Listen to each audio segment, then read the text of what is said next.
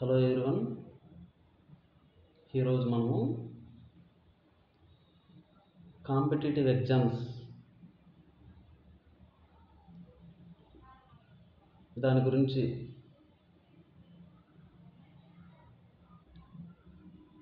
కొన్ని స్ట్రిక్ట్గా తీసుకోవాల్సినటువంటి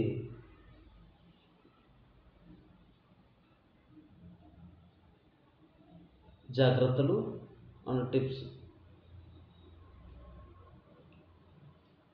ఎందుకంటే నేను ఎస్ఎస్సి జీడీ రాసినప్పుడు ఏమైందంటే నాకు ఒక చిన్న ఎక్స్పీరియన్స్తో చెప్తా ఉన్నా. లాట్ ఆఫ్ ఇన్ఫర్మేషన్ ఎప్పుడు కూడా అంటే నేను నా ఒపీనియను, అలాగే మీరు చాలామందిని చూడండి, తెలుస్తుంది. మచ్ ఇన్ఫర్మేషన్ అనేది అంత బెటర్ అవ్వకపోవచ్చు. మచ్ ఇన్ఫర్మేషన్ కంటే ఎక్కువ ఇన్ఫర్మేషన్ తీసుకురావడం, మన బ్రెయిన్లోకి తీసుకురావడం కంటే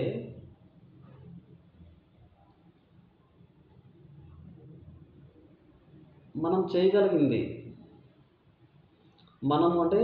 మనకు ఒక ప్రిసైజ్ అనమాట, ఒక యాక్యురేట్ ఇన్ఫర్మేషన్ అనేది, accurate data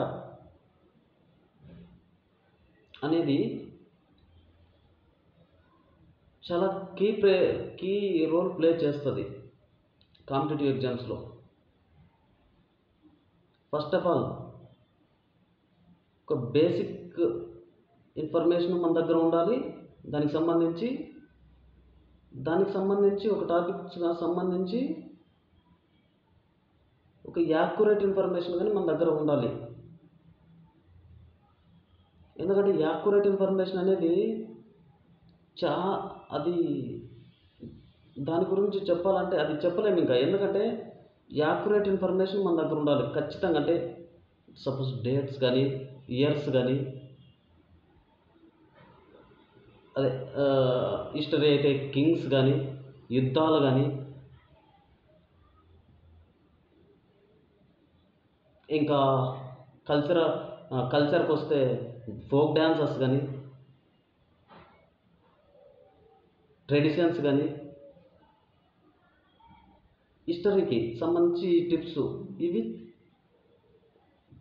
key role play చేస్తాయి. ఇంకనా అలాగే ఇండియన్ పాలిటికల్లో కనుక లైక్ కాన్స్టిట్యూషన్లో ఆర్టికల్స్ తెలుసుకోవడము, షెడ్యూల్స్ గురించి రివిజన్ చేసుకోవడము, ఎప్పటికప్పుడు అమెండ్మెంట్స్ ఏమైనా వస్తున్నాయి, కొత్త ఏమైనా అమెండ్మెంట్స్ తెలుసుకోవడము, ఇవి మనం దాదాపు కొంతవరకు చేయట్లేదని నా ఫీలింగు.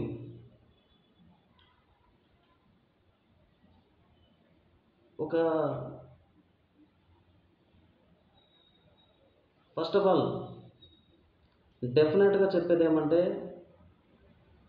ఒక డిసిప్లైన్డ్ కంటెంట్ ఉండాలి మన దగ్గర, ఒక డిసిప్లైన్డ్ యాటిట్యూడ్ మన దగ్గర ఉండాలి కాంపిటేటివ్ ఎగ్జామ్స్ అంటే.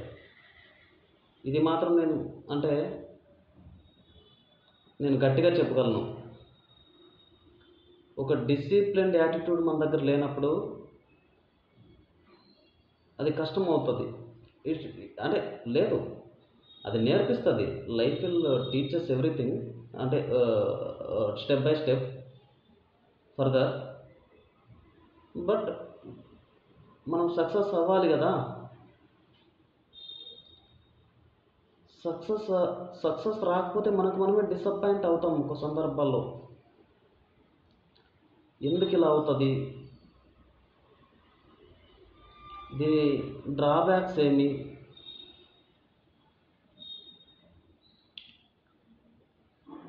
ఇది నేను కొన్ని పాయింట్స్ చెప్తాను, ఎందుకంటే నేను ఈరోజు యూపీఎస్సీ రాశాను. నేను మీతో షేర్ చేసుకుంటాను, ఎందుకంటే ఐఎమ్ ఫీలింగ్ వెరీ హ్యాపీ. నేను ఆల్రెడీ ఎస్ఎస్సి జీడీ క్లియర్ చేశాను కొంతవరకు, అంటే కొన్ని ఎగ్జామ్స్ రాశాను, కొంతవరకు ఎగ్జామ్స్ రాశాను. ఎస్ఎస్సి జీడీ క్లియర్ చేశాను ఒకప్పుడు 2023లో.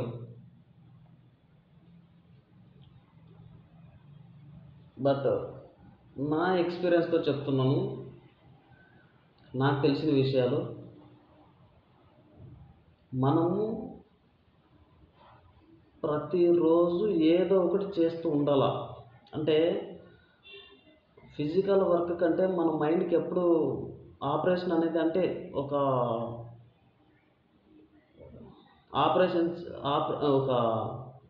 అంటే మన మైండ్కి ఎప్పుడు వర్క్ ఇస్తూ ఉండాల, అంటే పదులు పెడుతూ ఉండాల, ఏదో ఒకటి లర్న్ చేస్తూ ఉండాలి ఆల్వేస్, ఎప్పుడు. అది లేదు అంటే ఇట్ విల్ డిఫికల్ట్. సో నేను కొన్ని టిప్స్ చెప్తాను, ఎందుకంటే నేను రాసుకున్నాను. మీకు ఈ వీడియో నచ్చితే మంచిగా చూడండి. మీకు వీడియో చెప్పడం ద్వారా నేను తెలుసుకుంటాను అనుకునే విషయాలు ఈ వీడియోలో మీరు తెలుసుకుంటారని ఈ వీడియో ద్వారా మీకు ఈ ఇన్ఫర్మేషన్ ఇస్తున్నాను. అదే ఫస్ట్ స్టెప్ ఏమంటే, ఎక్కువ చదవాలి అనుకోవద్దండి.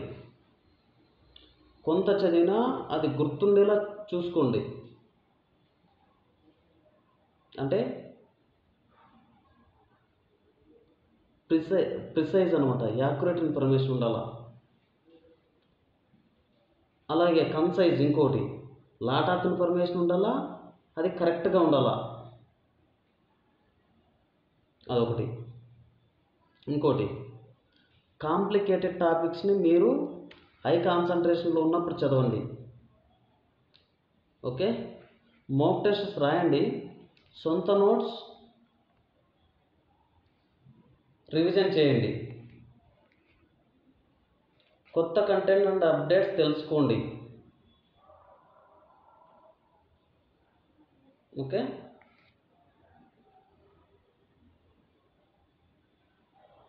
మీకు ఎప్పుడైనా బోర్ ఉన్నప్పుడు, అంటే మీ మైండ్ సరిగ్గా పనిచేయనప్పుడు మ్యాథ్స్ ట్రిక్స్ తీసుకొని చేయండి.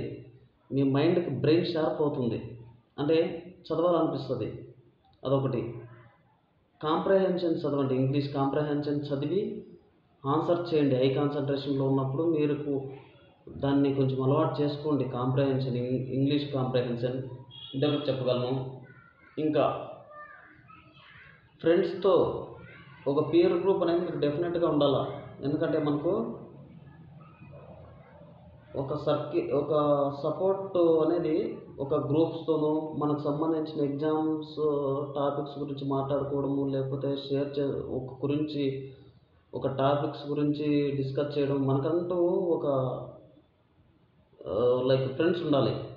ఓకే, అలాగే ఎగ్జామ్స్ టైంలో మరీ ఎక్కువ చదవకండి. ఏదైతే ఇంతకుముందు చదివారో దాన్ని ఒకసారి రీకాల్ చేసుకోండి.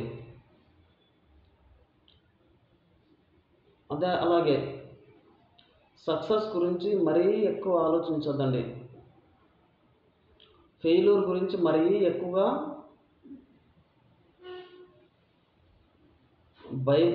భయపడకండి.